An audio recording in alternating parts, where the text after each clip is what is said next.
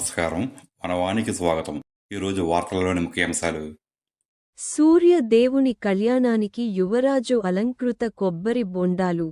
కాకినాడ జిల్లా అనపర్తి నియోజకవర్గం పెదపూడి మండలం గొల్లలమామిడాడ యావత్ భారతదేశంలోనే శ్రీ వైష్ణవ సంప్రదాయ పద్ధతిలో విరాజిల్లుతున్న శ్రీ ఉష పద్మిని ఛాయా సౌమ్య సమేత శ్రీ సూర్యనారాయణ స్వామివారు మరియు పుట్టకొండ శ్రీ లక్ష్మీ నరసింహ స్వామివారి కళ్యాణ మహోత్సవములకు గొల్లలమామిడాడకు చెందిన వ్యాయామదర్శకులు, సూక్ష్మ కళాకారుడు లయన్ ద్వారంపూడి యువరాజారెడ్డి సంధ్య డెకరేషన్స్ ఆధ్వర్యంలో శంకుచక్ర నామ కళ్యాణ కొబ్బరి బోండాలను సర్వాంగ సుందరంగా రంగులు, లేసులు, ముత్యాల పొడులు, వివిధ అలంకృత సామాగ్రిని ఉపయోగించి తయారుచేశారు.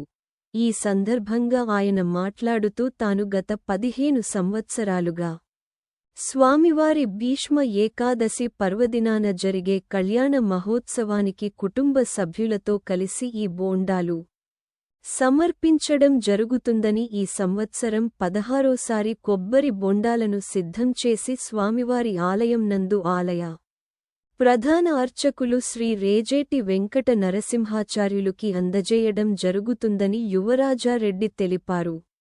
శ్రీ సూర్యనారాయణ స్వామివారి ఆశీస్సులతో కళ్యాణ మహోత్సవమునకు సర్వాంగ సుందరంగా అలంకరించిన కళ్యాణ కొబ్బరి బొండాలను అందజేయడం తన పూర్వజన్మ సుకృతమని యువరాజారెడ్డి తెలిపారు.